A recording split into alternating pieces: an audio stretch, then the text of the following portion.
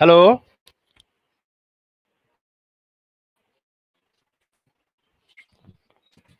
Hello, sir.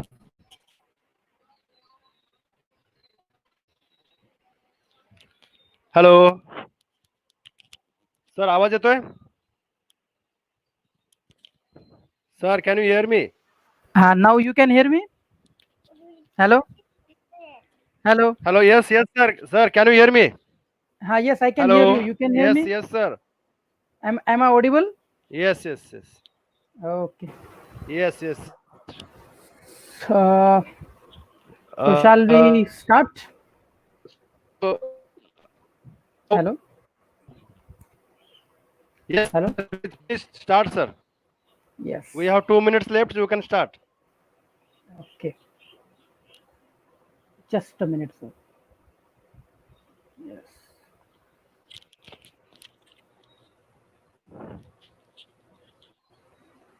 Sir, screen is okay?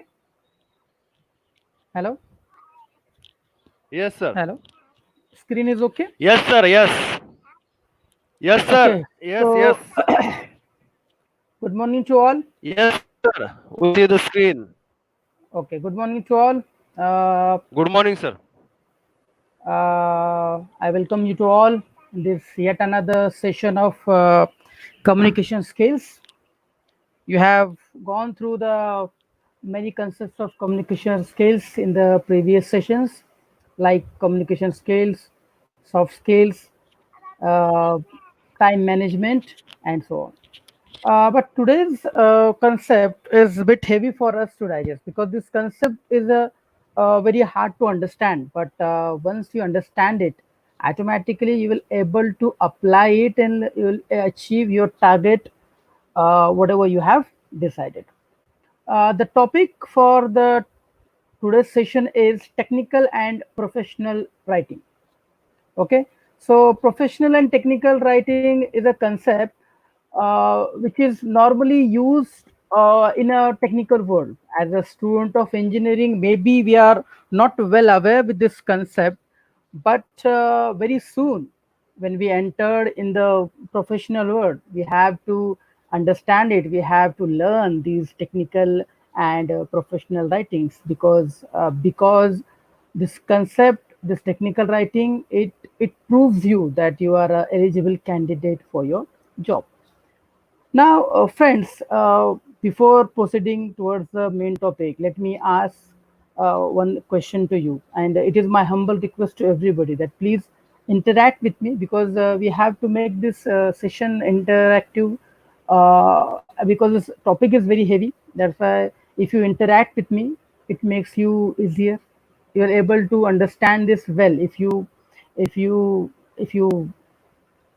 apply and reply this. Okay, so my question is for all the students, do you really have the brief knowledge of this technical and professional writing? Have you ever write any technical draft, any professional writing? Because as a student it is very hard for us to understand this because yet we not entered in the professional zone because we are not aware, because as a student we are far away from this. But even though we have some technical draft technical writings in our syllabus, in our syllabus, so any response from your side? Any technical draft, any technical writing?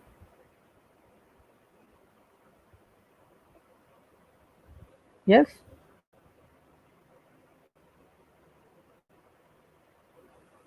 Okay. So, okay, if you're not aware with this, we will deal with this. Before that, let's see what are the objectives, what are the uh, aim and gains of today's session.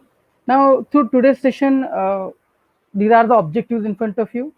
To understand the concept of technical writing, in the today's session, we learn that what are the technical writings, what kind of concept it is. Second objective is to understand the importance of technical writing. What are the importance of technical writing as a student as well as a professional? We have to understand that. Now also we'll go through the characteristics of technical writing. What are the characteristics which makes your technical writing effective? And finally, to analyze and understand the basics of technical writing. Okay, so when we talk about the technical writing, we have to understand what is the technical writing. uh, Types of writing you have in front of you. There are two types of writing. First is the technical, second is the creative. Now when we talk about the creative writing, it is different. Okay, in the creative writing, you have a freedom. You can share your ideas, your thoughts, your emotion, your data as you want. But when we talk about the technical writing, the game is different. Most of the students, they may feel that yes, technical writing is my cup of tea. Maybe some students are well aware with this concept, but in contrast, most of the students, they are not aware with this, because technical writing is a very different part. There we have to follow some rules, some structures. We have to follow some basic elements, and with the help of these elements we have to draft it. In contrast, creative writing, there is no need to understand these things. If you feel yes, I have to write like this, you can write like prose and poetry. But in technical writing, it is not like that. So technical writing is different. Whenever you write any technical draft, okay, whenever you write any technical draft, you have to understand that your technical draft is action and goal oriented. Remember, it is the action oriented and goal oriented. Every technical draft has its own goal and action. In contrast, creative writing, no. If I write a poetry, maybe some are enjoy that poetry, some are not. But in technical writing, it is not like that. Your technical draft, your technical writing must be aware, must be known by everyone. Some output should come out. Some basic things comes out of your technical writing. If it is not, it is not a technical drafting. So these are the two types of writing, that is technical and creative. And today we will talk about the technical writing. Now the thing is, when we talk about the technical writing, we should understand that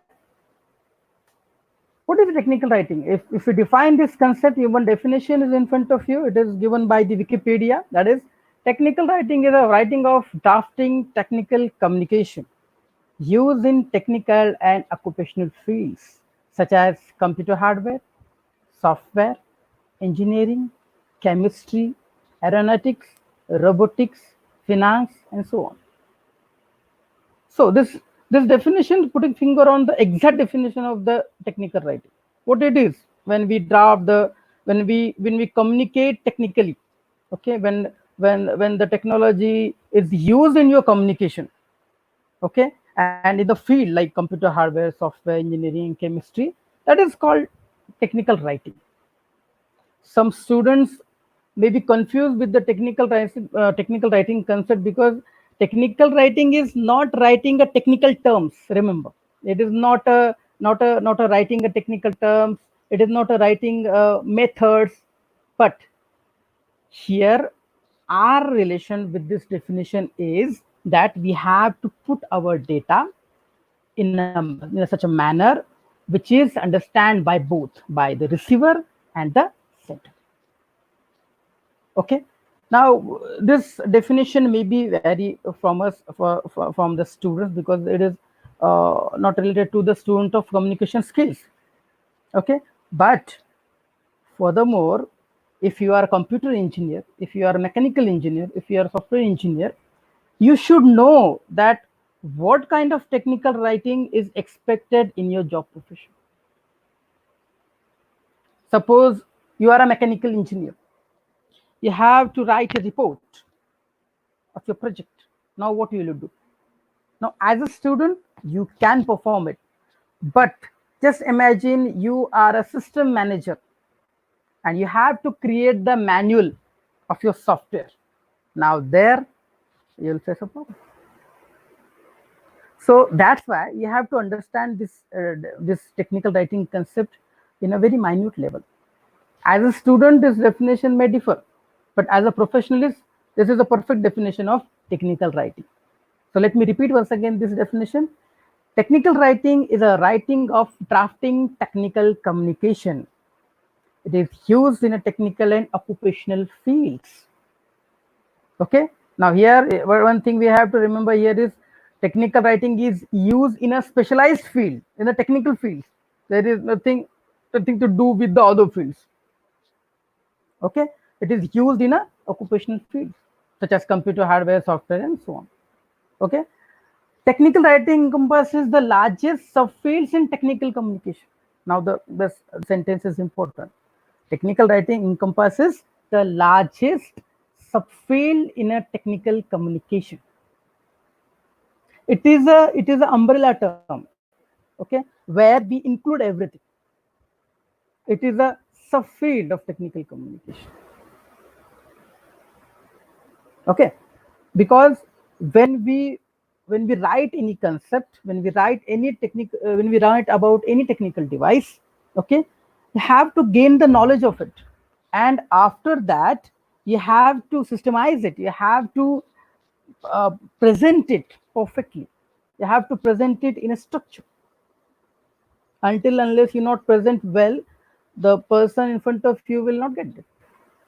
So technical writing is encompasses the largest subfield in a technical communication. It automatically gathered all the knowledge of the technical world, and it put it in a box. So that is the common definition of technical writing.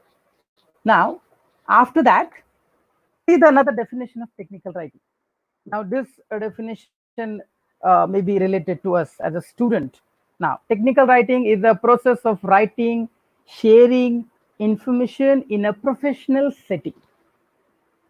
Okay. Now, professional writing is what? It is a process of writing and sharing information. Now, the normal concept of communication is what? Communication is a process where we share our ideas, whatever data we have, whatever information we have, we share it with a person. It doesn't matter from which field he belongs or she belongs. Okay, that is a common definition of communication. But when we talk about the technical writing and technical communication, okay, it is different scenario. Okay, technical writing is the process of writing and sharing information in a professional setting. Remember, professional setting, that is the important word for us. For example, you are writing an application to the principal as a student, and you are writing a letter to your friend, or you are writing a letter to your family member. Now, both scenarios are different. One is a professional setting, second, another one is not. It is a social setting. Now, in professional setting, you have to communicate very effectively. In contrast, in a social and in a common zone, it is not necessary. When communicating with the friends, if you use any ambiguous word, any sentence which is not related to your topic, it is okay. But when you communicate in a professional setting, okay, there you have to be stick with the words, structure, okay, the technical words which are you're using over there, and most importantly, the setting. While writing an application, you have to salutation, you have to write respected sir. Okay, nowadays it is a trend to write like dear sir, but it is not like that. Now, in today's modern world, we can exchange the words, okay, as per our convenience. But when we talk about the professional writing in a professional setting, it will not carry out. Okay, so the first definition, that is technical writing, is the process of writing and sharing information in a professional setting. Now, see the second definition. Technical writing is a genre of non-fiction writing, as we have discussed. Non-fiction, that is at the beginning, that is creative writing. Okay, non-fiction writing that encompasses not only technical material such as manual, instruction, specification, and software documentation. Okay, but it also includes writing produced in a day-to-day business operation, such as correspondence, proposals, internal communications, media releases, and many kinds of reports. Now, this definition is a, again perfect definition for us to understand what is the technical writing. When we talk about the technical writing, it is a genre of non-fiction writing. It is non-fiction that encompasses not only technical materials such as manual instruction, specification, and software documentation, but it also includes writing produced in a day-to-day business operation, such as correspondence, proposals, internal communication, media release, and many kinds of reports. Now, I hope that the second definition is a, broad and simple definition to understand what is the technical writing. One thing we have to remember over here when we talk about the technical writing, it is different from the common writing. Why it is different from the common writing? Because here you have to achieve the target through your writing.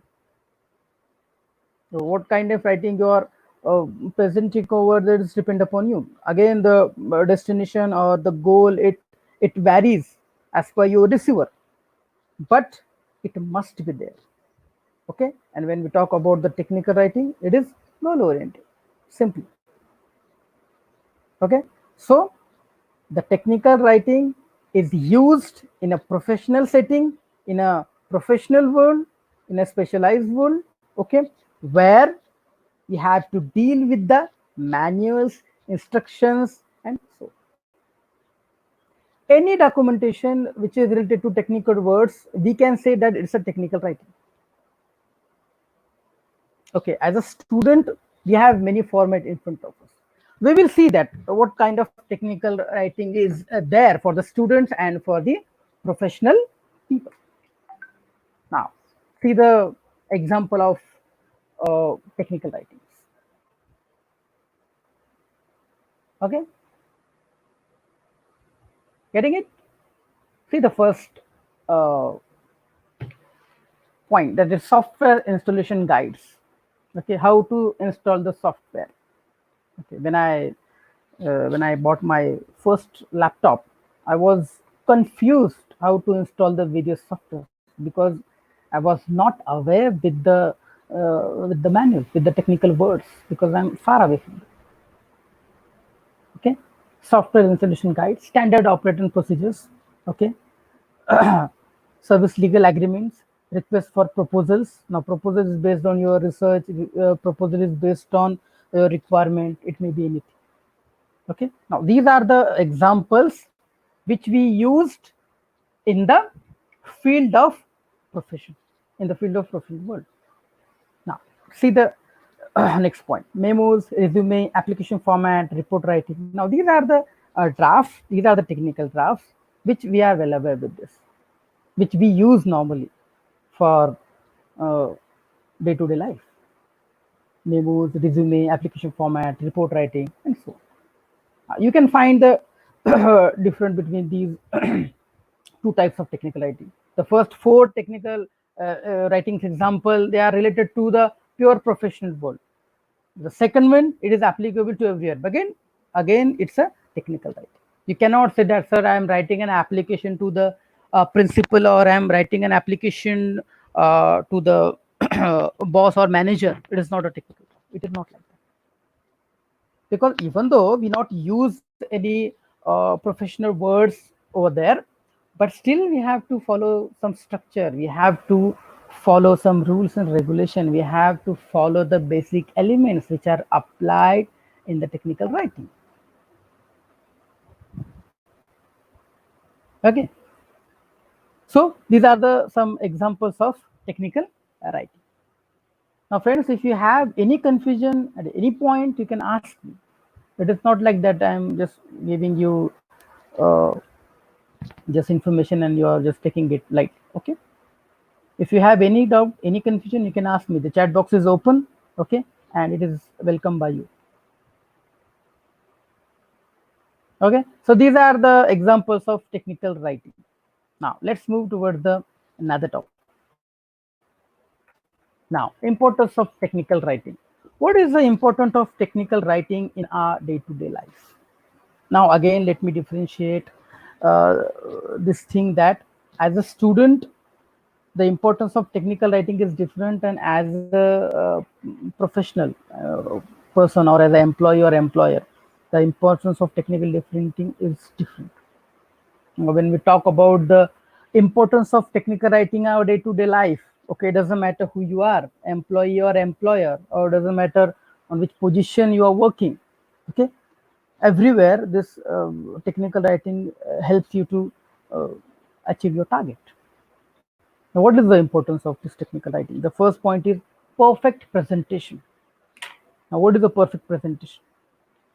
Normally, I must say that no presentation is perfect. No presentation is perfect. Somewhere, some lackness is always there.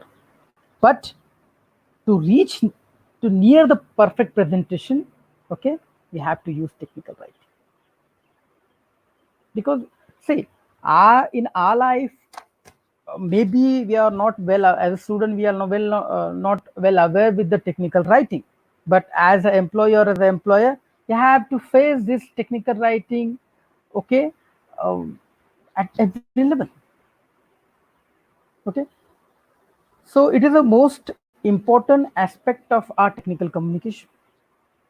Remember, where you are working, on what in which position you are working is secondary. Your presentation, whether it is perfect or not, is important for you. Just imagine you are a boss and you are standing in front of your employee for the presentation, and if you don't know how to present it, it is tough for you. They will not recognize you as a boss. Okay, maybe they will become prejudiced. Doesn't matter whether you're perfect with your knowledge or not. Doesn't matter you are skillful and sound with your information, but if you're not able to present it well, you will not get the expected result out of the presentation if you don't know the perfect presentation. Okay, you have to make things presentable to the others, and technical writing covers these all the basic elements of perfect presentation. Remember, it conveys your thought, your data, your information, okay, in a most convenient manner to your receiver. See, when you have to convey a desired message, okay, you have to use the perfect documentation. Now, documentation is another important factor in the perfect presentation. What kind of layout you are using for a presentation is important. Nowadays, in a modern era, we have many options in front of for the presentation, like PPTs, like uh, uh, presentation through the Google Classroom, Google Meet, and there are many softwares we have in front of you for the presentation, which helps you to present well. It provides you options.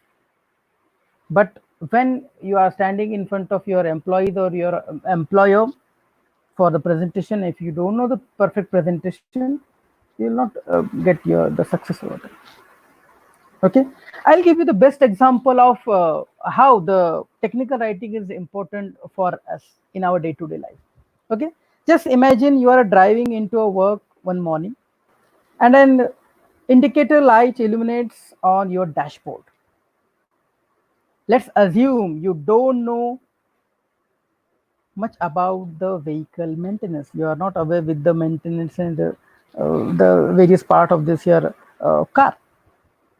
So you naturally have concern regarding the slew of mechanical failures possibly occurring under the hood of your car. Okay, and you pull over to the side of the road and remove your owner's manual from the glove box and flip to dashboard indicator reference chart. Now, in your manual, there are many options. Okay, You locate the illustration of this particular indicator and its meaning simply read tire. Now in your manual it is simply written tire, T-I-R-E, tire. Okay. Unsure about the dangers of the continuing your communication with other people, you will rush to the mechanics.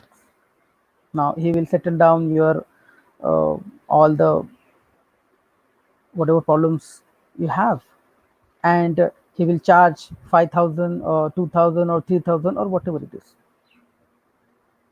Okay. Now if you are well aware about the manual and the meaning of the tire is the low tire pressure and air not exceed 34 psi. Now the simple meaning of this tire is your low tire pressure. I mean your tire has low pressure. It is a matter of only 50 rupees or 100 rupees. Okay. But due to the lack of these technical words or the explanation of that word tire, you charge 2,000 or 4,000 because it is his technical field, it is not yours. Okay. And just because of that word, the explanation of that tire word, you're not able to understand it, what kind of problem was there. So you have to understand that these technical words helps you to create and explain whatever data information is there. Sometimes it happens that the lengthy information, it is concise, it is converted into one or two sentences. Now that is technical writing, it is an essential part of technical writing, remember. And if you are not well aware with this, okay, you cannot go with it. Okay.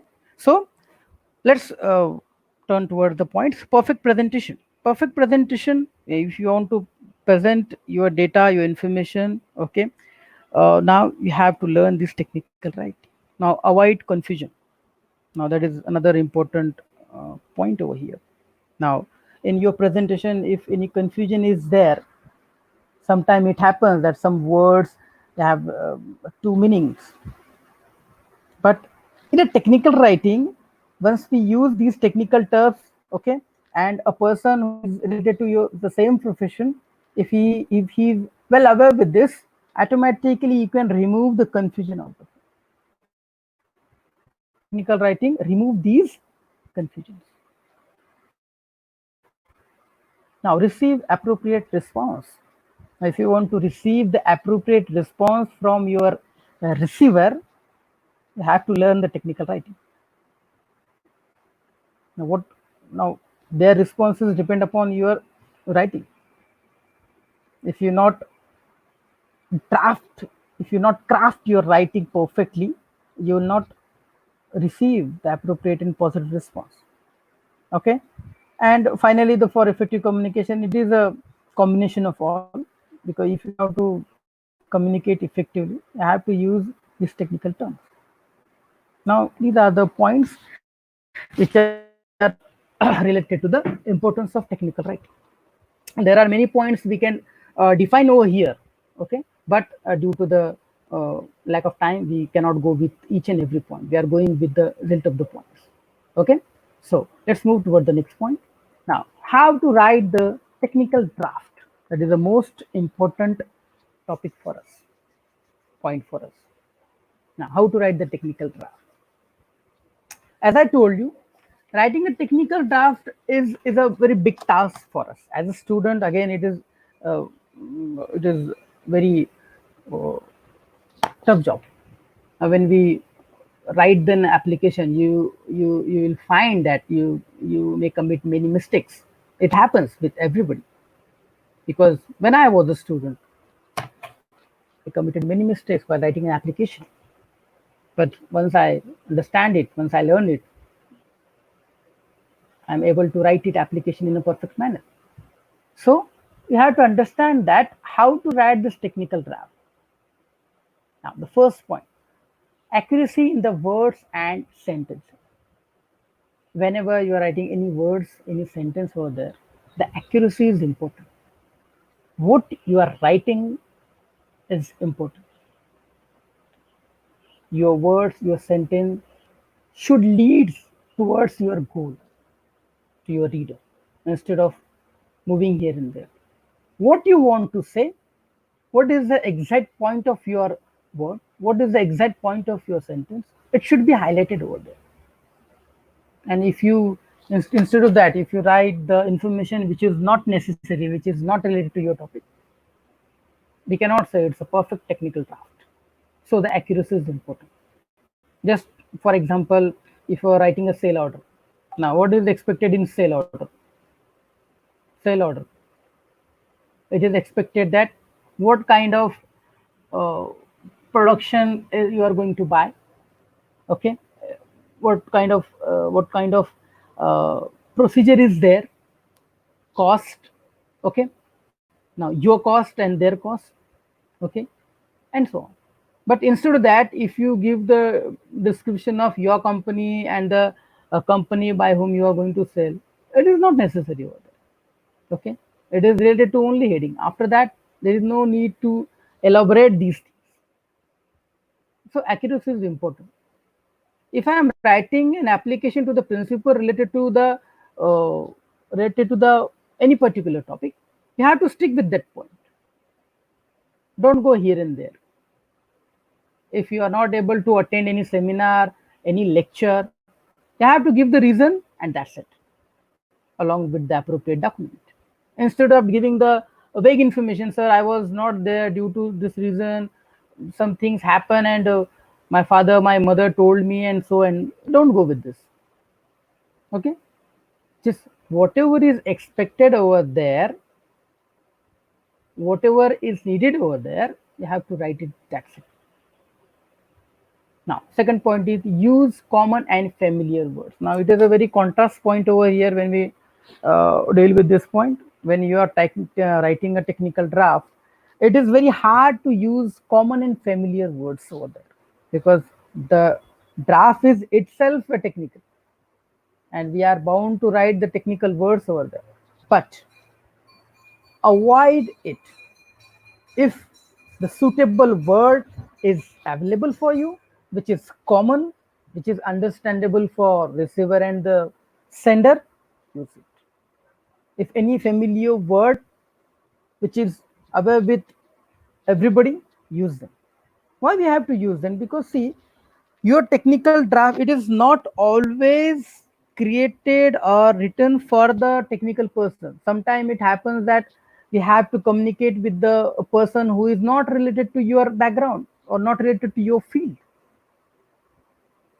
Sometimes you have to communicate with these people, and that time if a person who is not aware with the technical terms, and if he follows or he read your technical draft, he may get confused.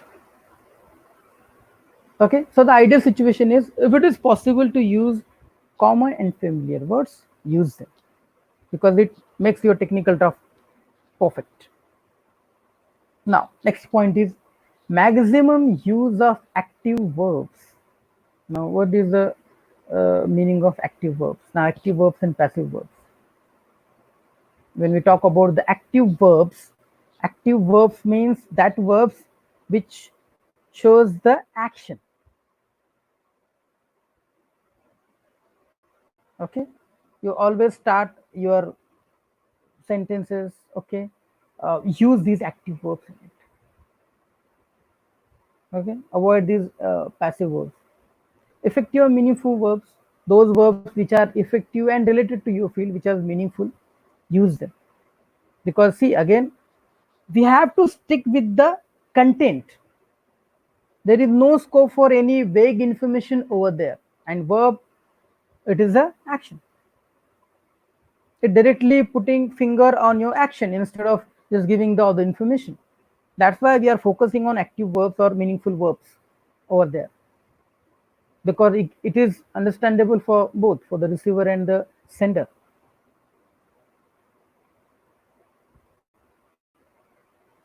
Because see, again, word construction and structure It is a concept where we normally not deal with them very alertfully, because see, sometimes it happens that if the sentence is not required any other verbs to be added over there,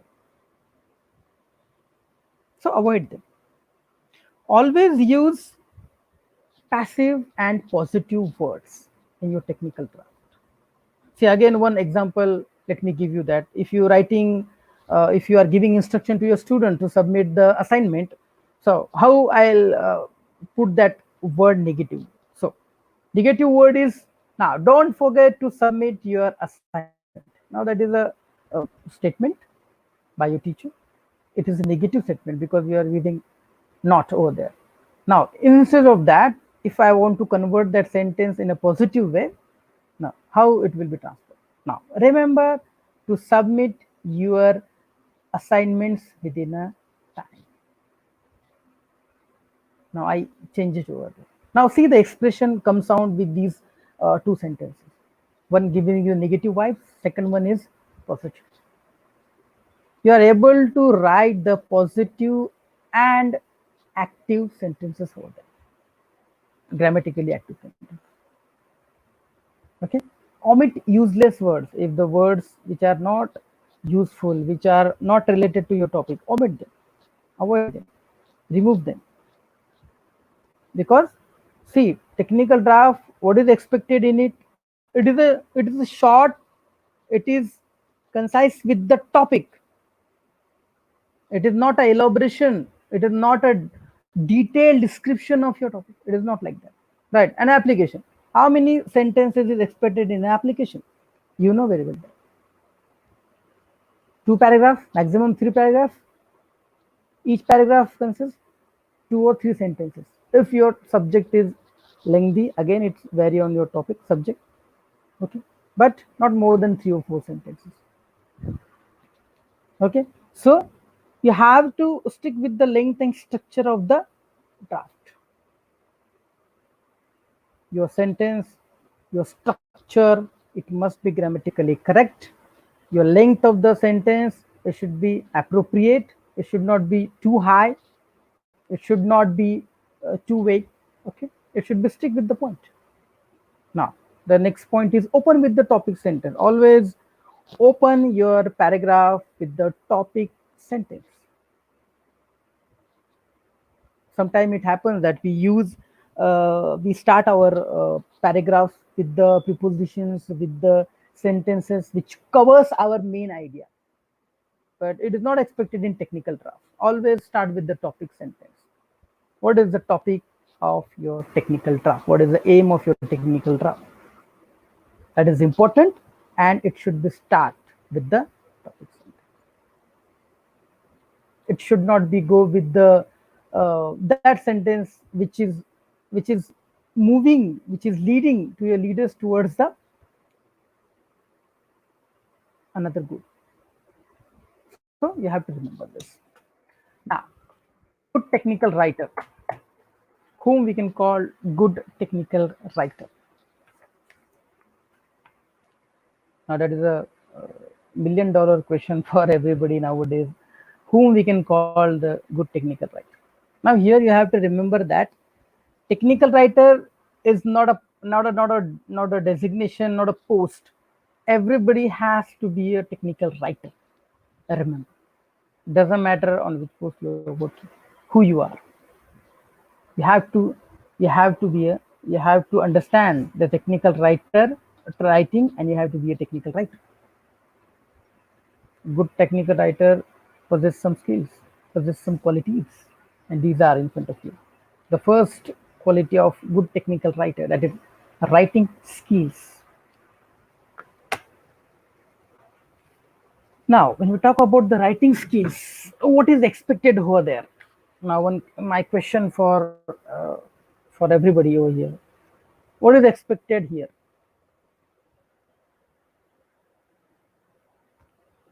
Writing skill. Any answer,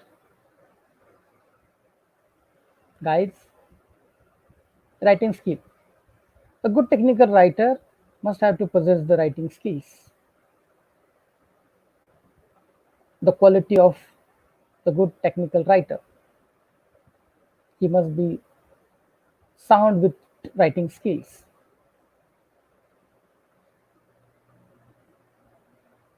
What it is.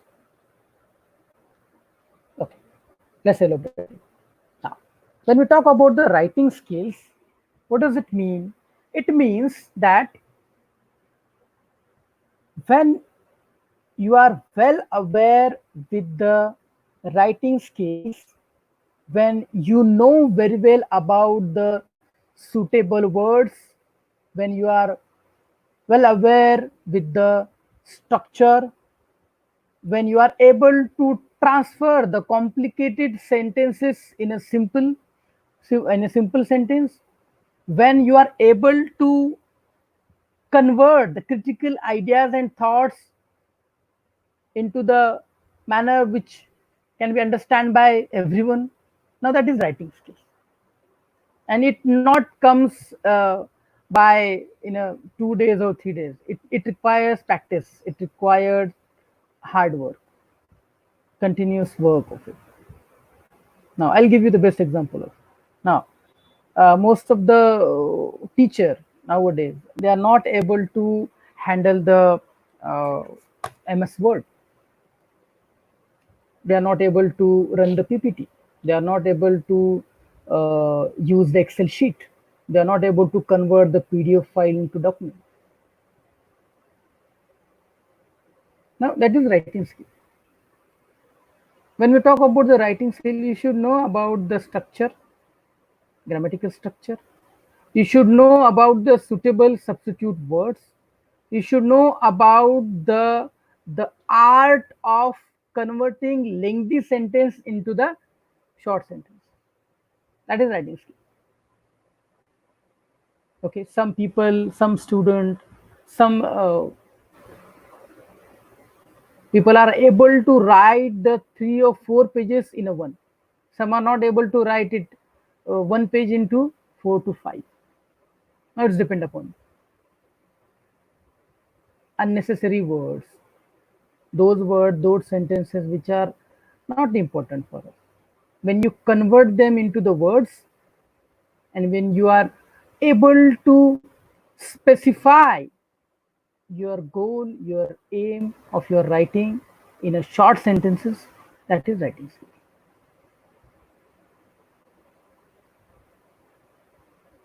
When you are well aware with these skills, you are considered as a good technical writer. Now, next point, well aware with the modern technical tools. Now, there are many applications which are task specific, particularly we have available over there. Okay, when you're not aware with this, for example, I'll give you the best example of this. Now, uh, do you know that some applications are created by developers nowadays, which can create the link in which you can use your Word file, you can for modification, as well as PDF file. There are many applications available which can make your text grammatically correct automatically. There are many softwares which can give you the substitute word, substitute structure of your sentences.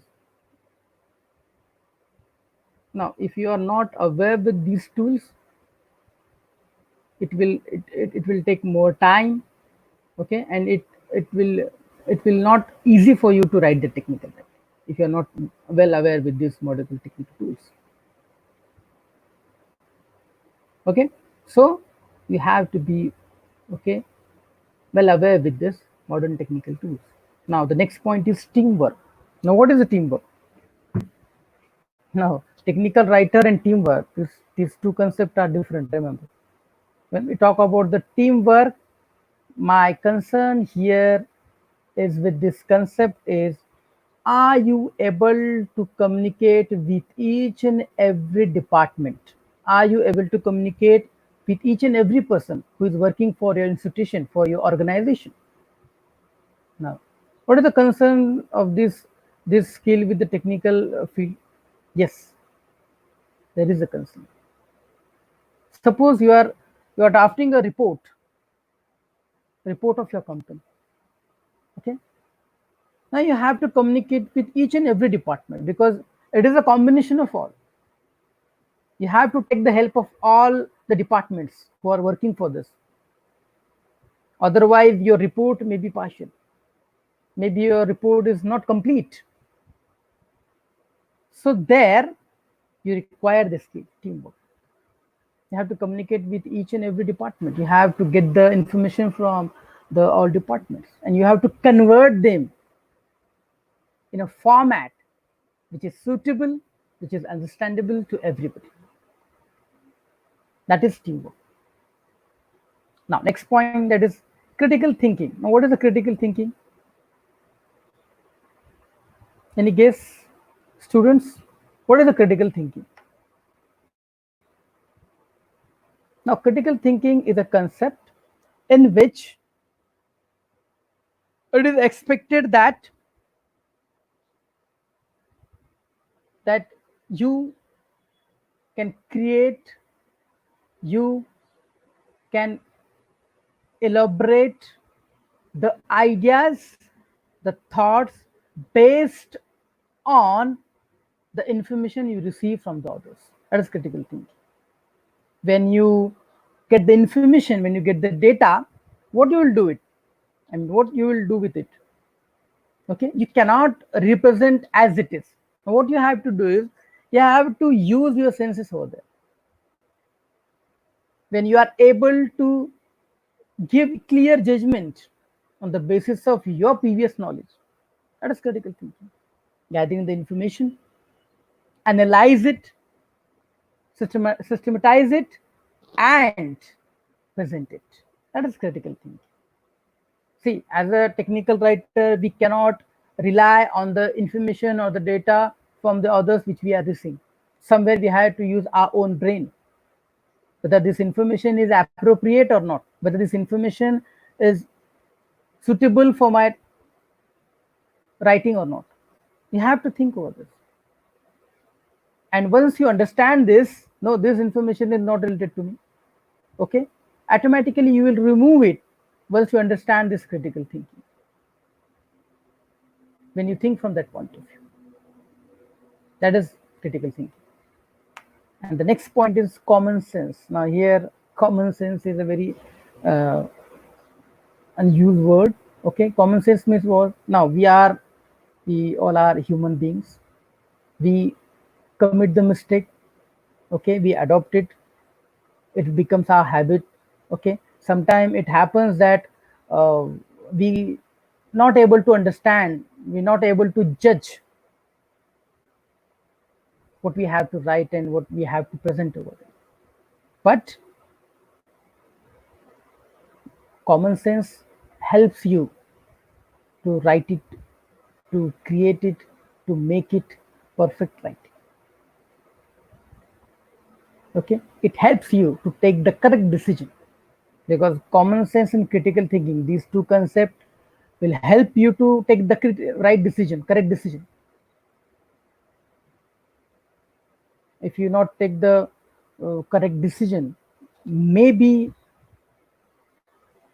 there is a possibility of getting the negative impact, negative result from your writing.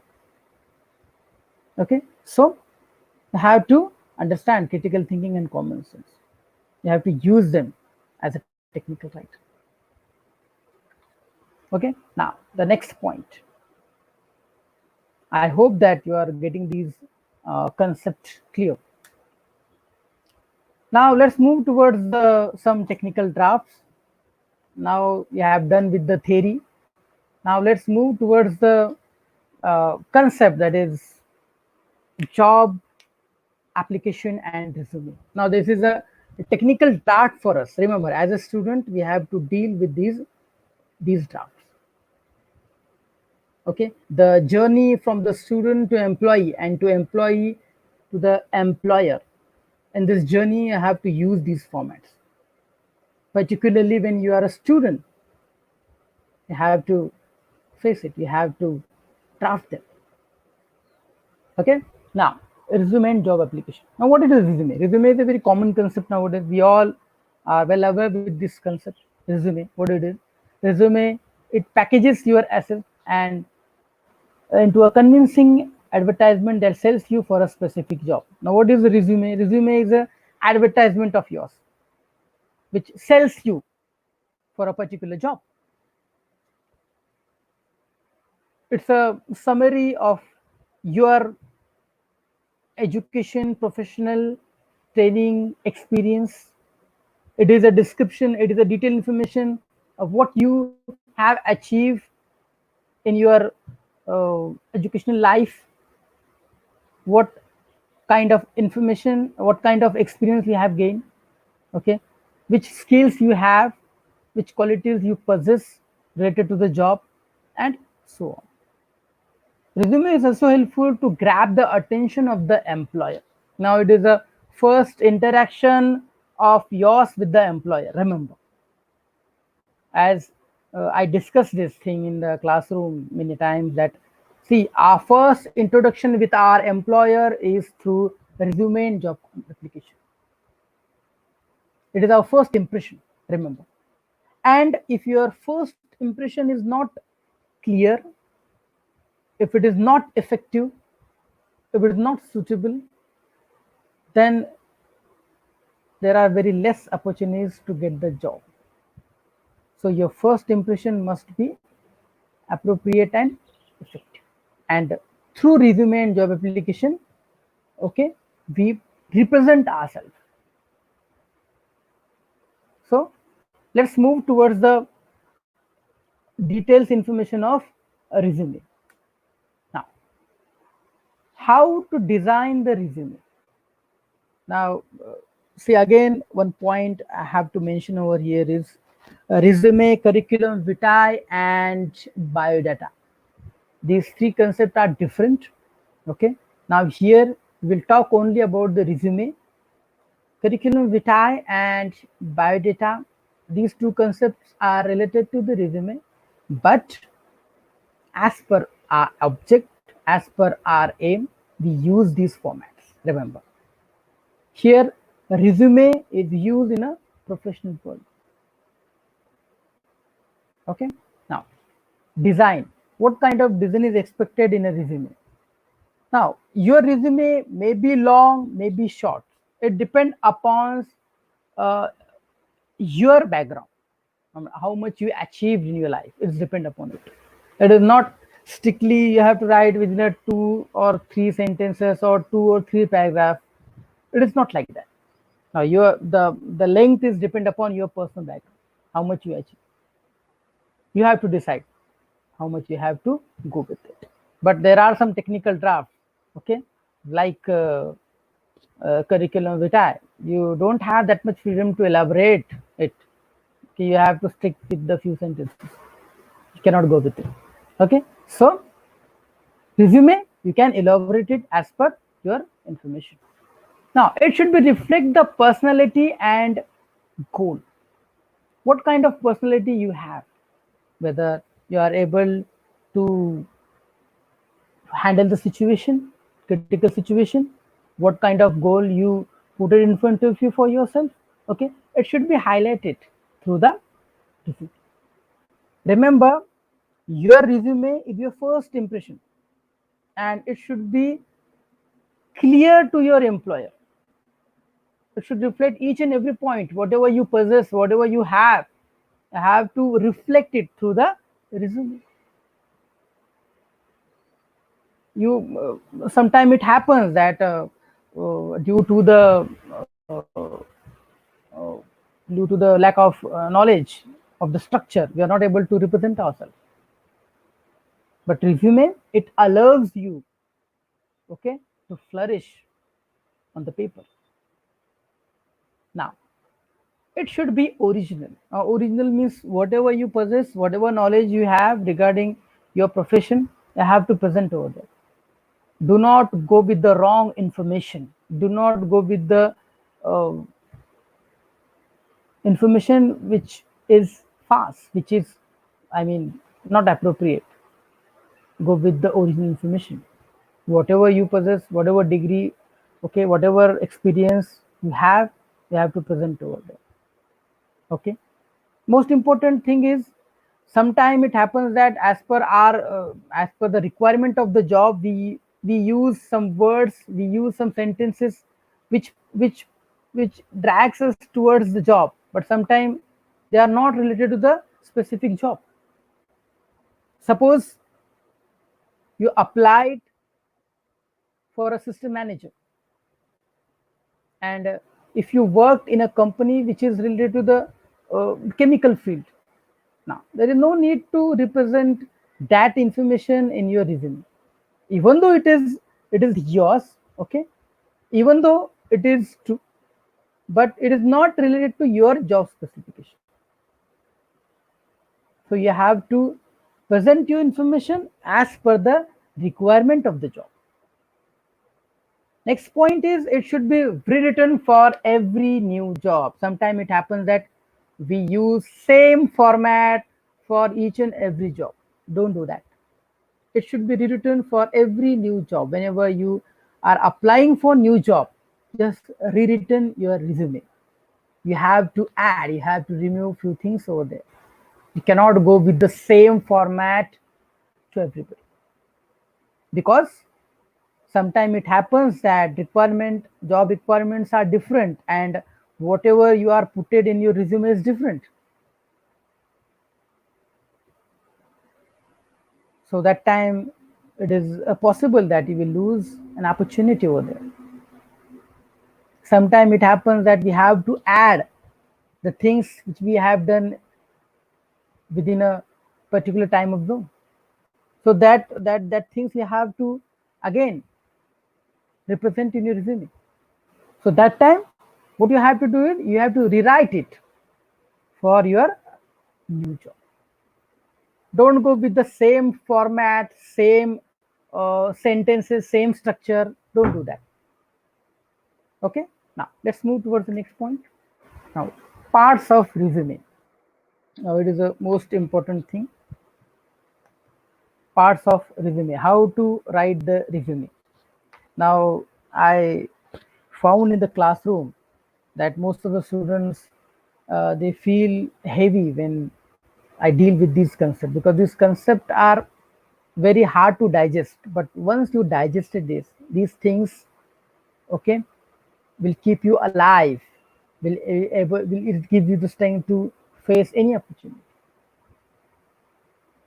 Remember, doesn't matter how much sound you are with your knowledge, how much intelligent you are, how much knowledge you have in your brain. But if it not comes out in a systematic manner, in a systematic way, it is useless. It is useless for everybody. Whatever knowledge you have to possess the qualities of representation. If you are not able to represent it, it is not useful. Now, these are the parts of resume. The first part is heading. I hope that this word heading is you all were aware with this, because heading is just nothing but the information about the candidate who are writing this resume. See, remember one thing I forgot over here, that while writing the resume, you have to be stick with some points, and these points are your career objectives, okay, your detailed information, your residential address, your phone number, okay, your career achievements, your special skills which you are possess, your capabilities for what you are capable, and your hobbies, your interests, and these common things you have to mention in a resume because it is necessary. Why it is necessary? Because see, through your habit, through your interests, through your hobbies, people will judge you how you are. Okay, if your career objective is impressive, okay, if your achievements are important for the company, they will select you even though you have not sufficient experience. They will select you. Whatever you are putting in a resume, each and every point is important, remember, because each and every point, it represents you, it produces your skill. Doesn't matter what kind of skills you have.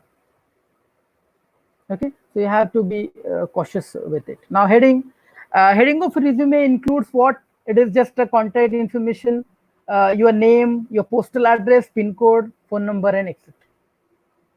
Okay, the first point is, that is heading, the just brief information of yours.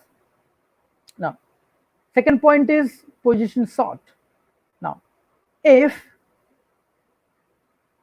you are applying for a solicited job positions, the position sort should be mentioned so that employer is able to distinguish the application from those who might have applied for other positions available in the organization. Now this point is important for this, remember. However, it is not necessary to include this part in the resume if the application is for an unsolicited of job positions. Okay, you have to remember, it is not necessary, but sometime the requirement of the companies and their expectations, uh, they are hidden, and they will find it through your resume if they want, if they want a candidate who has a special skill, and if you mention it in your biodata and your resume, so that definitely they will pick you for the job. So for that you have to uh, take care for this position. Now career objectives, it is a very special part in a resume. What it is exactly, that is, uh, it occurs just above the main experience and education parts. If responding to an advertisement for job position, the resume should include the applicant's career objective, which should be tailored to the position he or she is seeking. If you explore the career objectives in your resume, it will give you the good chance for getting this job. For example, if you are working as system manager, okay, now what will be the career objective for you? Just I'll give you the one sentence for it. Okay, now my career objective is to work as a system manager in a leading IT company where I will have an opportunity to use my experience with the all kind of applications, all kind of servers. This is the one sentence. See, again, you have to remember that when you're mentioning your career objectives, okay, it should be related to the particular field. Sometimes it happens that I observe that most of the people uh, in their resume, their career objective is different and their field is different. Don't go with that. When we talk about the career objectives in a resume, it is a technical draft. It is stick with the topic, stick with the content, and you have to be specific with the subject or with the field in which you want to pursue, in which you want to take the lead. Remember. Now, next point is professional skills. Now, again here, if you have any special skills, okay, you have to mention over there whatever skills you possess. Okay, you have to mention in your resume. This part should be included in the resume if the applicant wishes to highlight the relevance of his or her qualifications. Remember, special skills, they are the key, they are the hidden key for getting the job. Why it is called hidden key? Because see, uh, the minimum requirement, minimum qualification, uh, it it is everywhere. Every candidate has the same minimum qualification, but if you have any special skills, they have an upper hand over there. Remember, for applying for any job, so you have to take care for this. For example, if you have an experience of 5 years and the experience of particular post, which is maybe not related to the this job preference, but it is helpful for you. So it is special skills. It is not always helpful, but sometimes it is considered as a key. So you have to take care of it. Now the next point is education. Again, in this part of the resume, you have to just give the specific details regarding the education and professional training which you possess. Okay, the name and the location of the school, college, universities where you have taken your study. Okay, date of attendance, major area of study. Now remember, you have to mention the major area of study, your degrees, your division. Okay, all the basic information you have to present in the education call. Now, work experience. Again, this part of the resume should provide a brief and specific. Again, remember, brief and specific overview of the applicant's work. Why I'm putting focus on brief and specific? Again, there is no need to go in detail. Okay, you have to stick with the content. Whatever is necessary over there, okay, you have to mention that only.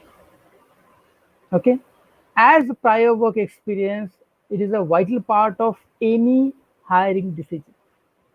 The applicant must draft, you have to must draft this part of the resume very carefully, because this is the part, okay, through which your employer receive the information of your education. Okay, the chronology, the uh, information of your HSC, SSC, your degree, your diploma. Okay, the detailed and minute information. Okay, you have to present over here. Sometimes most of the students they commit the mistake over there. Okay, they directly start with the information of degree and diploma. They remove the HSC and SSC. Don't do that. Okay, always begin your resume, I mean the education, with the SSC and HSC, because that is the base of your education. You have to mention over there. After that, work experience. Work experience should be given in a reverse chronological order. Now this is the important. You have to represent it in a reverse chronological order. Now, work experience should be given in a reverse chronological order because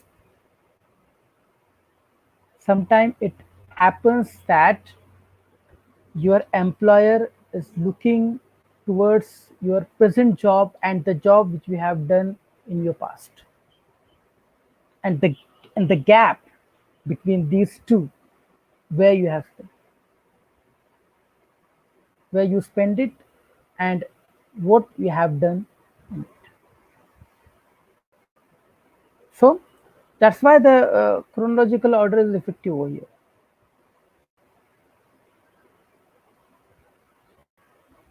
Another important point while writing the work experience is you have to give the title of the position, employer's name, or the name of the organization. Okay, in detail. Remember, location of the work in town, which state, date of employment when you join it, and important job responsibilities, activities which you accomplished, okay, in the span of time. You have to mention over there. Let me repeat once again. What you have to do is you have to give the title of the position. Now I'm giving the chronology.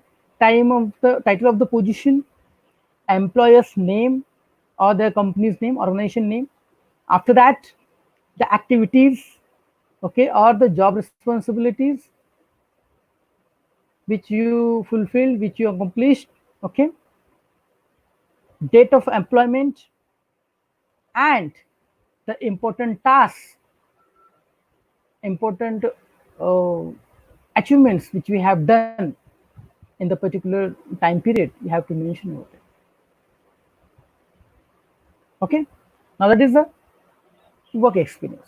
Now special skills and abilities. Special abilities, again it is the same thing which we discuss in the professional skills. Special abilities, uh, what you have to do is here, suppose you are writing a special skill, what is expected in it. It is necessary, now this part is necessary to be a selective and specific, highlighting only those skills and talents that are relevant to the targeted job. Remember, okay, it is necessary to be selective and specific. Your special skills, it must be selective and specific. Okay, highlighting only those skills and talents that are relevant to the targeted job. Sometimes it happens that uh, some learn skills, okay, which are not useful for your, I mean for your targeted job, but they are specific, they are selective. Okay, that time they are helpful for.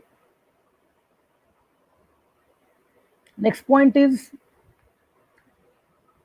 special abilities. After that, references. You have to give the references. References is important. Some employers need references from persons who know you well. Okay, now again, when applying for any position where the employer wants reference, the name of 3 person who can give letters for recommendation, this is important point, recommendation or references, they should be mentioned, the 3 person. Okay, now there are uh, few points over there like achievement, your honors, okay, your interest. Again, these things we have to uh, write in a resume, but it is not that much necessary. Okay, these 8 points, they are important when we write the resume. Now let's move towards the next point, that is job application letter. Now what is the job application letter? See the first point, job application letter, what it is. Job application, also called a cover letter. It is also known as a cover letter, a covering letter.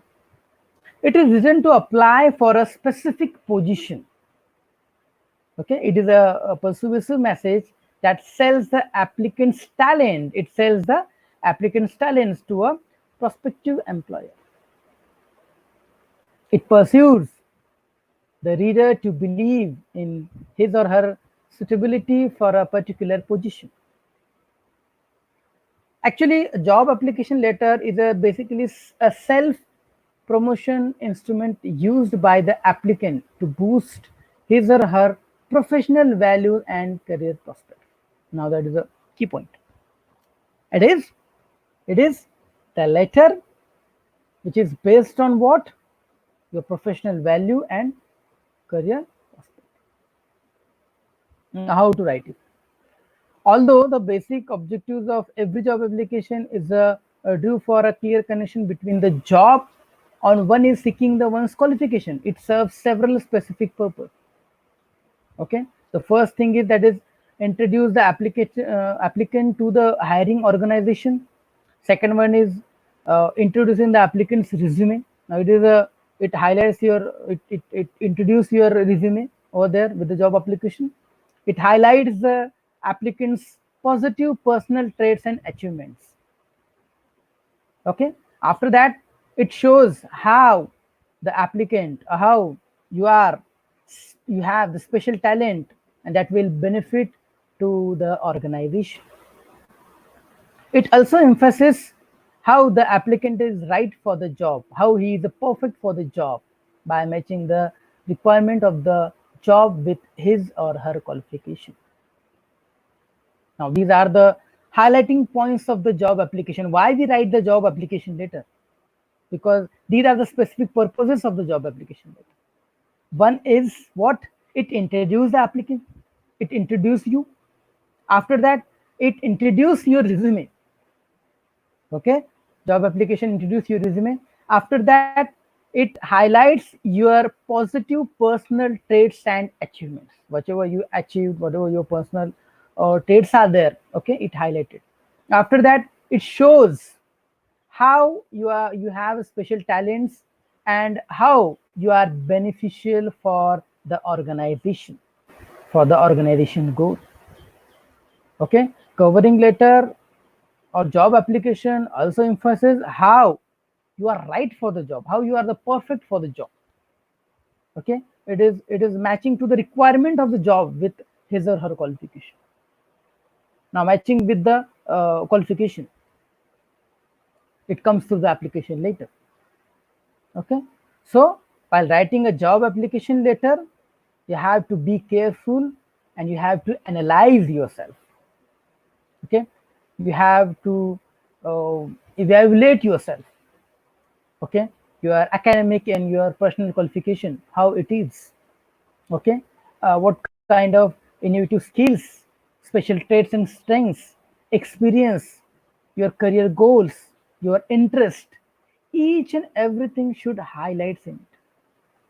Because see, again, if a company know more about you, okay, if a company needs a person, okay, with the special talent, with the special abilities, and if you present them through the application letter, okay, you'll get the job more. Now, the application letter and the sales letter, they both are same. Remember, they both are organized very tactfully.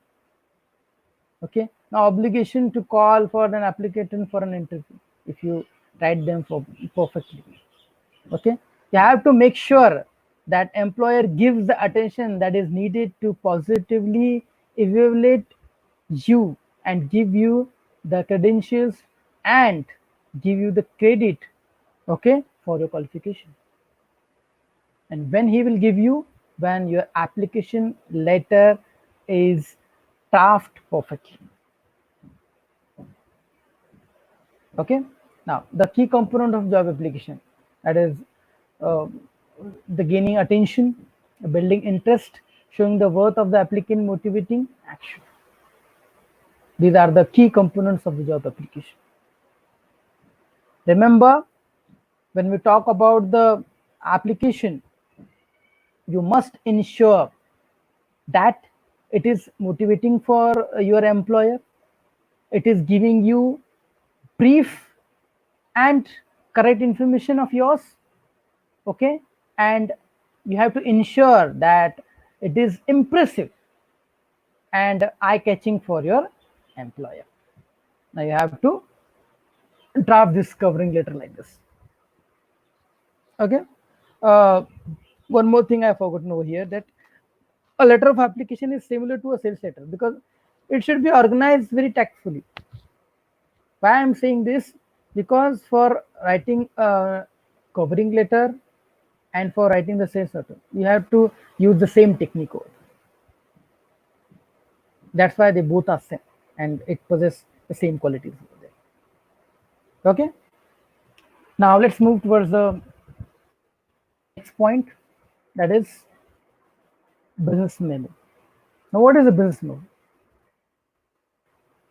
Business memo is a concept which is very much important for us.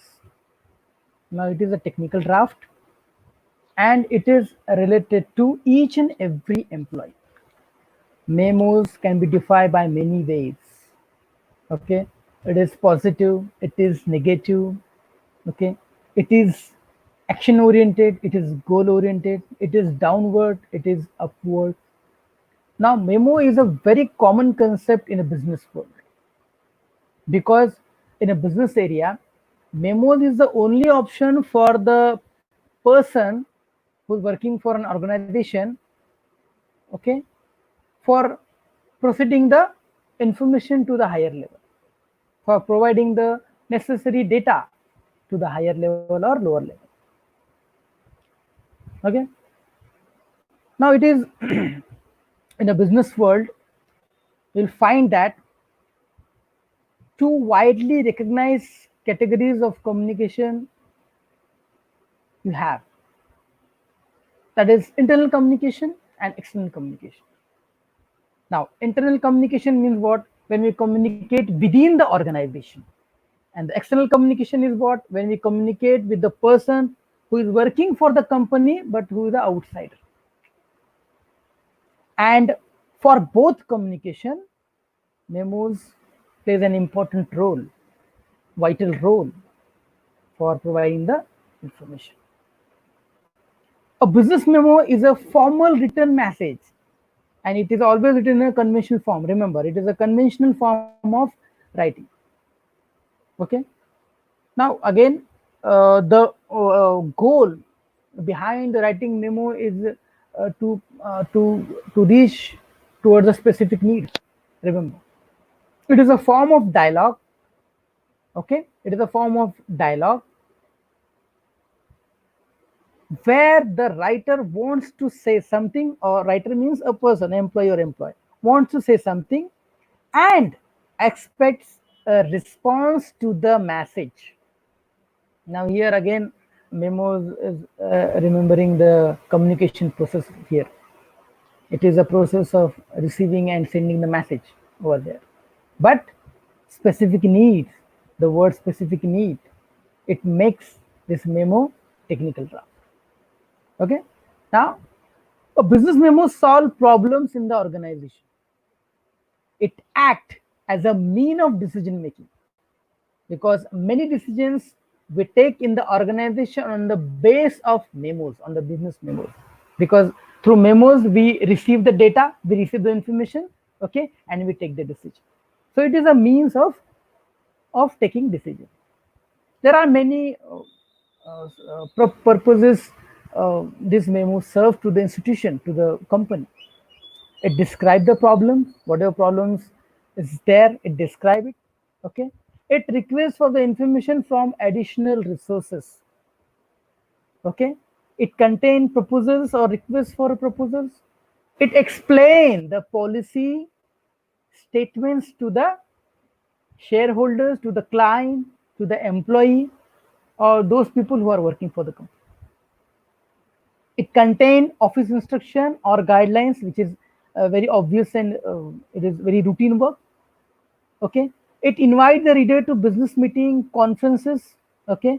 Now, if I want to call the meeting, the option in front of me is the memo. Issue the memo and call the meeting.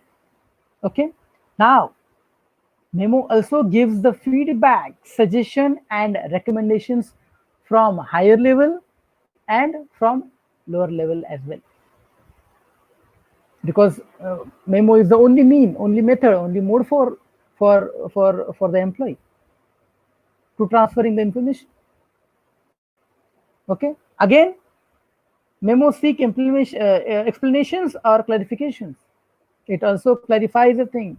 If you commit the mistake, you have to give the clarification through the memos.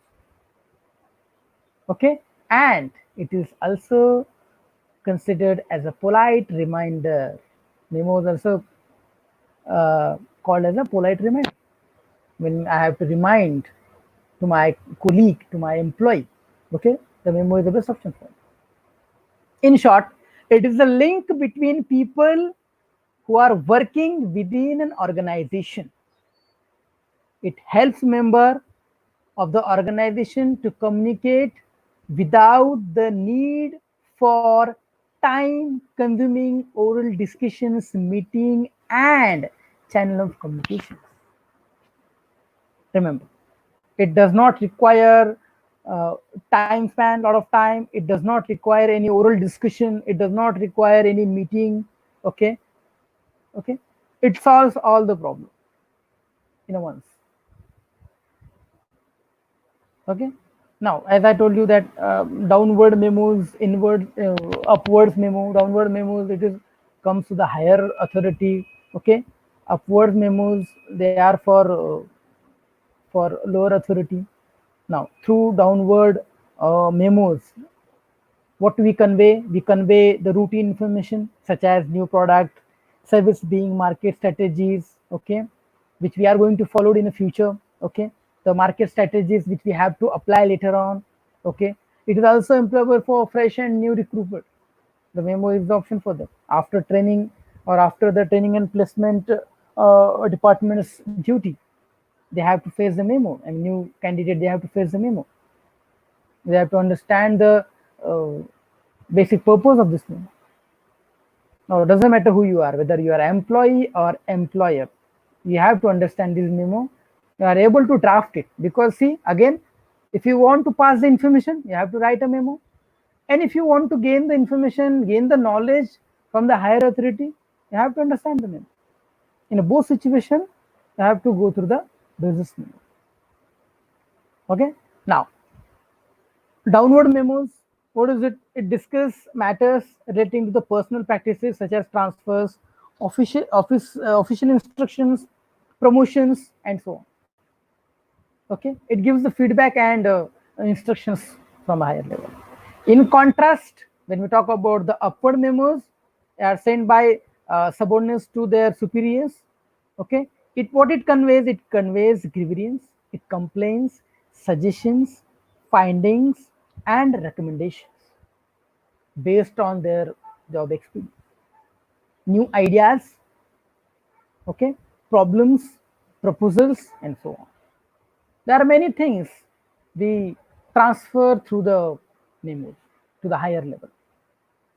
Now, one more thing I have to mention over here, which is not not written in the PPTs, that is letter and memos. Sometime on a superficial level, memos and letters, they both are they look like the same, but it is not like that. Okay, memos and letters, okay, they are different. Structure wise, they are different. Okay, and their aim is also different. Okay. Unlike the letters, when we talk about the memos, which is used for people who are working for an outsider, who work for organization but who are outsiders. Okay, memos are used to send information inside those who are working for an organization. Okay, remember again, letter does not have any specific format. It does not have any structure. In contrast, if you talk about the memos, it has, okay, it has a formal structure. Memos focus on structure. In contrast, letter, it does not. Okay. Now again, the tone of memo is conversation than the letter. Okay. Sometimes a letter, it not convert, it is not for the purpose of conversational man, but in contrast, memo, it is more conversational than the letter. Okay. Now let's move towards the next slide. What are the characteristics of the memos? Now see the characteristics. Clarity. How to write the memo? Memos. When we write the memo, okay, it is the first characteristics of a good and perfect memo. A memo must be clearly written. Okay, because an unclear and vague memo will confuse the leader and it will lead towards the delay and inaction. Why clarity is important? If any ambiguity is there in your memo, okay, it leads you towards the delay, it leads you towards the inaction. Okay, if your reader is confused, if the clarity is not there, Okay, you will not achieve your target, whatever you set for your memo. Okay, so for that, what you have to do is you have to write the memo clearly without any ambiguous words. Okay, I'll give you best example for this. Okay, there is going to be a one-day program on a relevant topic related to the value education for some of our staff. Now, I'm giving you one case study. There is going to be a one-day program on a relevant topic related to value education for some of our staff. The program will be organized by IIM Kolkata in the last week of July. We need your support and involvement in order to make the program successful. Okay, as can be seen the language used here, just observe the language which is used for this. It is not specific and not concentrate on the aim. It is not clear. I repeat once again these lines. There is going to be a one program on a relevant topic related to the value education for some of our staff. The program will be organized by IIM Kolkata in the last week of July. We need your support and involvement in order to make the program successful. Now, in this example, you don't know the date, you don't know the topic of the program, you don't know who are participating in it, you don't know who are the reader over there, and you don't know what kind of program is this, what is the aim, why you are organizing this program. Now see the clarity, it is not clear. So clarity is important. When you're writing the memo, you have to write the sentence structure which gives the clarity to your reader.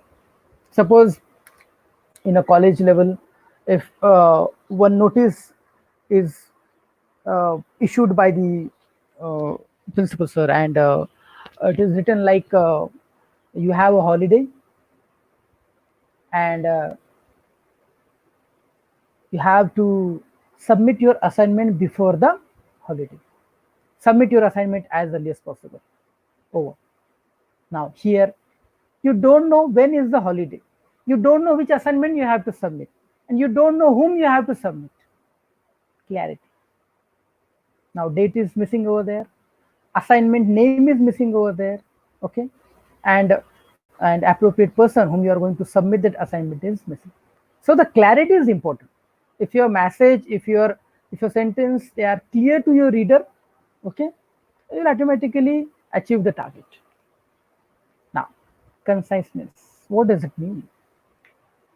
Conciseness is a quality in which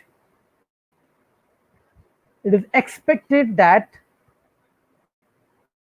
it should be clear, without any repetition, without any wordy expression, without any exaggeration, okay, without any ambiguity. Stick to the point. That is conciseness. They are more effective. See, again, if you want to create the effective memo, what you have to do is you have to avoid these things: repetition of the words, okay, ambiguous words, those words which create the confusion in the mind of the reader. You have to avoid them. Okay, you must have to avoid, and you have to ensure that your memo makes these points fewest, okay, words possible, as much as you can. Try to write your memo within a fewest word, as much as you can. That is a perfect memo, I must say. If the memo is lengthy, it gives you the room, it gives you the chance to your reader to read it, to analyze it, and sometimes if the information, if the data is in a mass, is if it is lengthy, okay, it creates a confusion. More information, more confusion. Less information, less confusion. So you have to be concise with this. Now, unity of theme. Now, what does it mean? Unity of theme. Unity of theme is a concept in which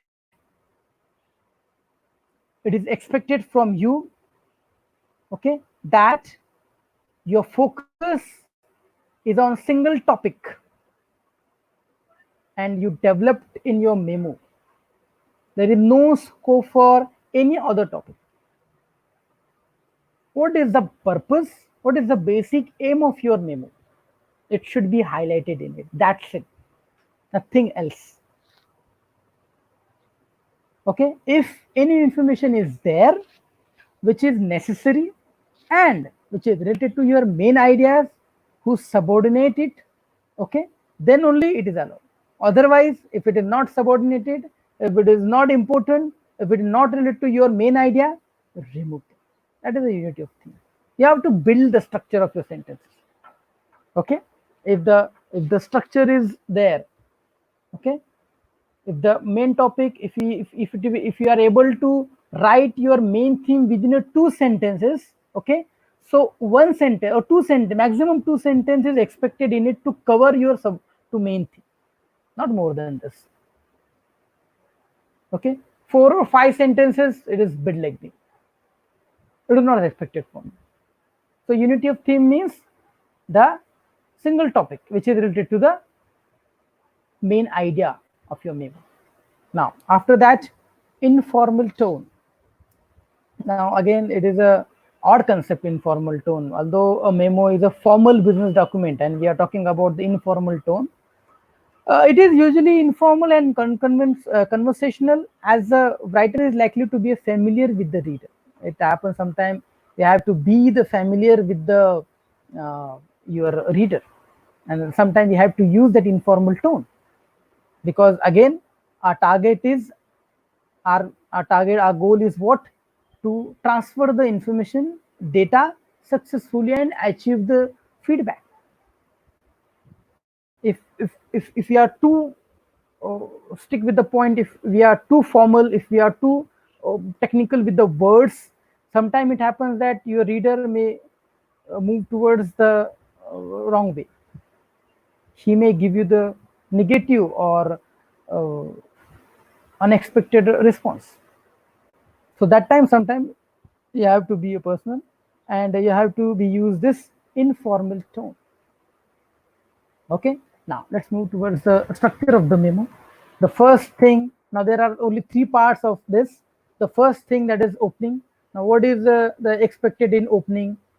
That is, what is the problem?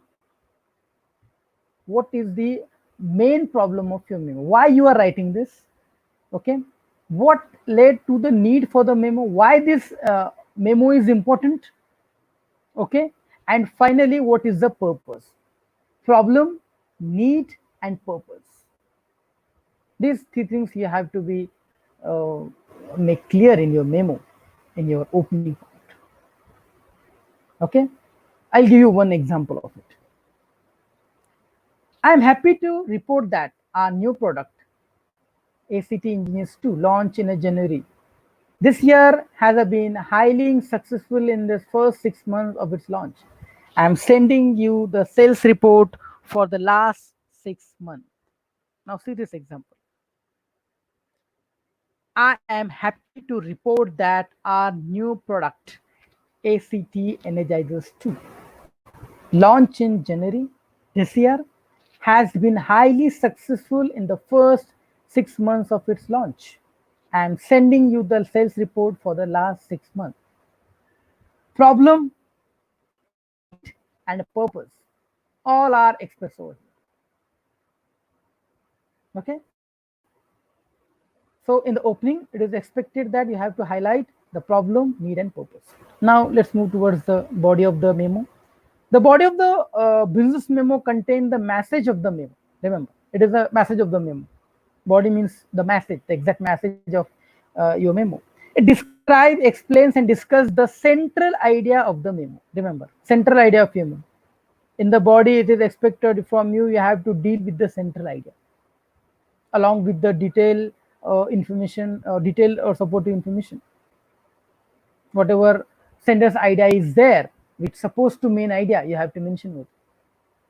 It may begin justifying the importance of the main point, and the next few paragraphs may contain more information and supporting details. It is okay, it is acceptable.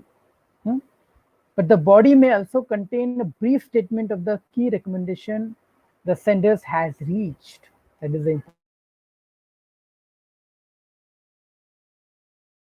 the body of your memo contain a brief statement of the key recommendations where the sender has to reach.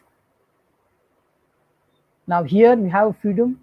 Freedom means you can elaborate your idea, you can elaborate your content over here with the brief statement, with the necessary information, okay, and appropriate graphic techniques. If you want to use non-verbal data, you can use over there, okay.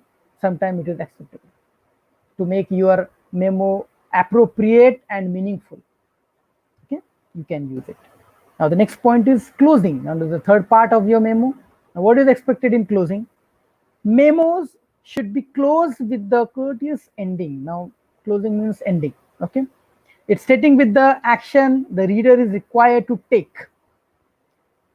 The sender, or you can tell the readers how they will benefit from the desired actions. Now in the closing, you have to mention that what kind of benefits, okay, you are missing out of a person receiving.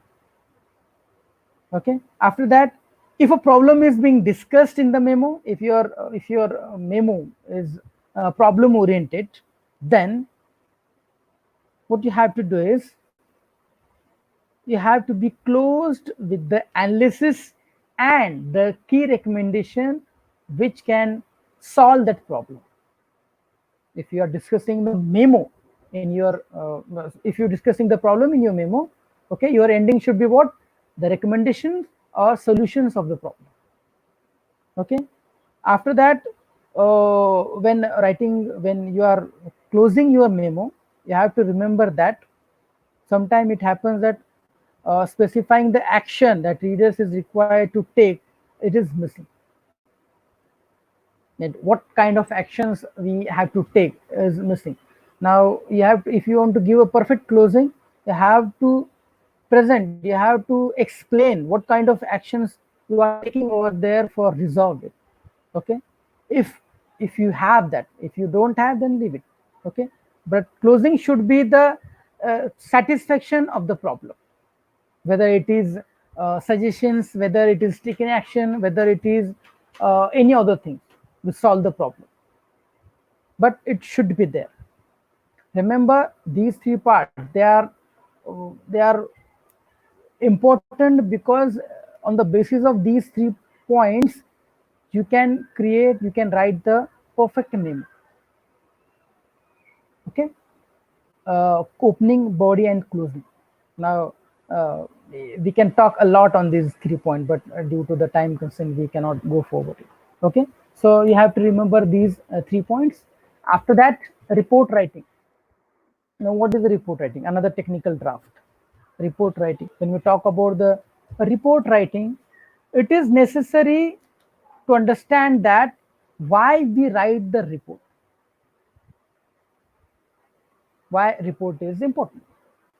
See, whether a person is a public servant, whether he is a businessman, whether he is a manager in a multinational company, or whether he is an employee, it doesn't matter who he is or who is that person. At some point of time or the others, he has or she has to face the report writing. Professionals such as administrators, scientists, business executives, engineers, okay, they have to write the reports for different purposes, but they have to write it, okay. Even though the purpose, the aim of their report is different, but they have to write it. Remember, report writing is a very important task you have to perform, because a report is nothing but the the information, the data which we receive from the others, from your colleagues, from your lower level, okay, and you have to represent it in front of the higher authority. In vice versa, when you are receiving the information data from higher level, you have to represent it to the lower. Okay, it is the most common activity. It is for everybody. Remember, report writing is a very common activity for each and everybody. Doesn't matter who you are. Okay, so you have to go with it. Now, your report depends on the purpose. What kind of purpose you have? It may be too lengthy. It may be lengthy. It may be short. It may be too short. Now, again, it depends upon the purpose. What kind of purpose is it? Okay. Reports may vary from one-page informal trip report summarizing the event of business trip to 250 pages formal annual report of an organization. You can write, okay, one page on the note of informal trip, or you can write 250 pages on formal annual report. Now it depends upon you, but you have to write. Now length is depend upon the purpose. Now it is difficult to provide the written form sometimes. Sometimes it happens that as an employee or as an employer, we are not able to produce the report which is expected from the receiver. It happens. Most of the time it happens because necessary information, necessary data, sometimes in the flow of written, it is removed by us. Okay, but even though a report is a kind of concept which support these things. Okay, now many forms nowadays is available for us. We use for the presentation of report. We can orally represent our report. We have a written format. Okay, we can present our report in written format. Nowadays, electronical devices is available in front of us. So through the electronically, through email, through the video conferencing, there are many options we have through which we can present our report. Now, why report is important? A report is important because it presents the data, whatever data you have, it represents to the others. Okay, it describes the problem along with the solution, and it describes the situation and the condition of a company. Now, why report writing is important? Because it represents the data, it provides the problem and solution, okay, and it describes the situation and a condition of the company. That's why it is a very common format which is applied in the organization. Now, types of report. There are many types of report you will find. The informational and analytical report. An information report presents the fact, a case, problem, condition, or situation without any analysis. Okay, there is no need to analyze it. As it is, we describe it. Recommendations, okay, is described through the informational report. In contrast, the analytical report, it presents data with interpretation and analysis. Okay, the report writer analyzes the fact of the case, problem, condition, or situation objectively and put forward to his or her conclusions. Okay, now informational means there is no need to draft them analytically. Okay, it may be the condition, it may be the situation, it may be the problem, it may be the case. Okay, these are the informational report. In contrast, analytical report, that is based on the particular problem, okay, which required the interpretation and analysis. Now, routine and special, again, the routine and special report, it's based on their name. Routine report is based on what? The daily routine work. It depends on the routine reports of various management decisions. Always we'll find that we have to take many decisions on a day-to-day basis. Okay. Now these information, these decisions, they are transferred to the employers through the report. Now special, again, unlike the routine report, a special report is prepared for a particular moment or for a particular reason. It present or it convey the special information related to the task. Now, special occasion, special situation, condition. Okay, that time we use special report. Oral and written reports in the form of, again, oral reports are informal and face-to-face representation of information. There are many examples of oral reporting, that is your seminar, your conference, it is oral. Your seminar, it is an example of oral report. Okay. Now, in contrast, written report, they are more conventional than oral report. Most of the business and technical report use the written mode of representation, because as usual, the organization using these reports need to maintain the proper record. For that, they have to use a written record. Very occasionally, the oral report is used, and a written report is mostly used because they can keep it as a record for the future. Now, formal and non-formal report.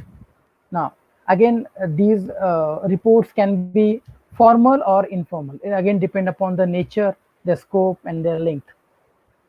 A formal report is usually the result of a through investigation of a problem, condition, or a situation. Now, formal report is based on what? It is based on the investigation of a problem, condition, or a situation.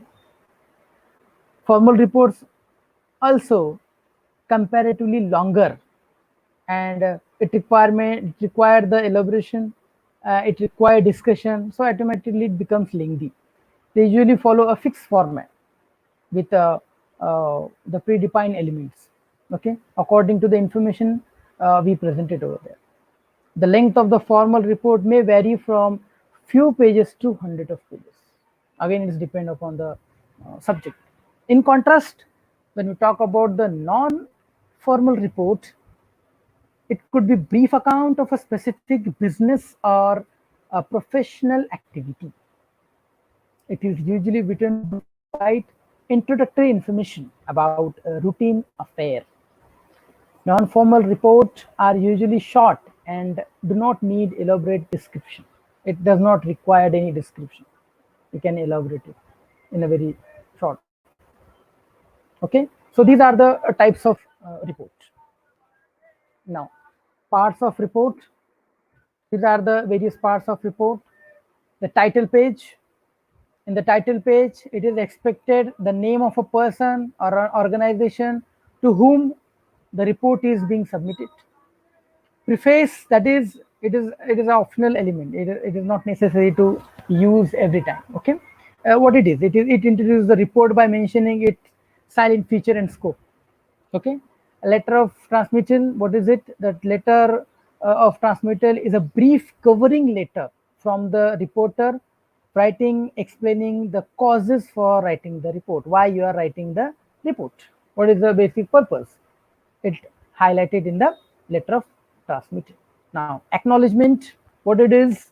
Now, acknowledgement is a section contain the name of a person who contribute to the production of the report and made the report possible. Okay, in short, it is a thank you note. Now, table of content, again, when you use the tables, okay, in your report, these are the table of contents. Again, you have to understand that while writing this table content, you have to figure out each and every information. which is beginning over there. Okay. Now, table of content. After that, list of illustrations. What it is a systematic information about the table, graph, and figures. Okay. Now, again, it is not a necessary part. Sometimes, if you avoid it, if you remove it, it's okay. If you omit this point, it is okay. After that, the abstract. It is the important part. An abstract for an executive summary summarize the essential information in the report, whatever the important and highlighted points are there, which is highlighted in the abstract. Now, introduction. The section introduces the readers to the report and prepare theme for the discussion. Now, it is in the discussion, again, we discuss on the theme, whatever theme is there, we discuss on it. Methodology. While writing a report, which kind of methodology we are using over there, we have to mention here. Like most of the report, they receive the information through the internet, surfing, interviews, surveys, and there are many other things. So your methodology, what kind of methodology you are using, what kind of sources over there for you for your data information, you have to mention that. Now, discussion. Again, discussion on the main part from your side. Analyze description, it is expected on your topic. Now, conclusion. The section conveys the significance and meaning of the report to leaders by presenting a summary of the discussion and findings, the results, and the conclusions. Again, in the conclusions, what you have to do is you have to discuss the finding, results, and conclusions of your report. Now, after that, recommendations. This section contains recommendations that are based on result and conclusions. As they purpose a course of action to improve a situation or a condition. Okay, they may present several ways to solve the problem or improve a situation. Okay, this employee, they have many ways to resolve the situation. Okay, solve the problem. Now, in the recommendation, you have to mention that. Any solution from your side, if it is coming, okay, you have to mention it in a recommendation.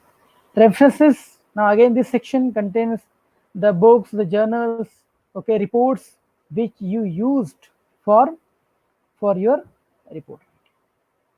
References. Again, why we have to use the references? Because it brings the authenticity. It brings the trust. Okay, when you add this reference on your report. Okay. So this is the end of the session. If you have any confusion, any data, any information to share with me, so you can explain with me.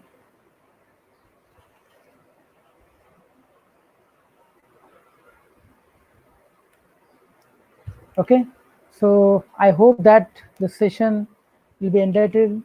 This session will be helpful for you for your future. I know that technical writing is a very tough task to learn, to do, and to apply, but it is necessary. See, if you don't know the technical writing, most of the time it happens that due to the lack of technical knowledge or technical writing skills, we are not able to present ourselves perfectly. It doesn't matter orally how you are effective. Doesn't matter how much safe and sound with the communication skills, but if you don't know the writing skills, and particularly technical writing skills, you are not able to express yourself. Because see, it makes you the perfect communicator. A perfect communicator is a person who can communicate orally as well as in a written form. And in this modern era, it is a need of time. And if you don't know how to describe your content technically, how to represent yourself technically in front of your employer or your employees, it is not possible for us to get the higher position. You will remain as it is. Okay, so for that we have to learn these things. Now, we discussed very few formats in this today's session. Okay, now there are many formats we have in front of you, like purchase order, sale order, okay, the letter of recommendation. There are many formats we have as a student, we have to learn. These are the considered as a technical draft.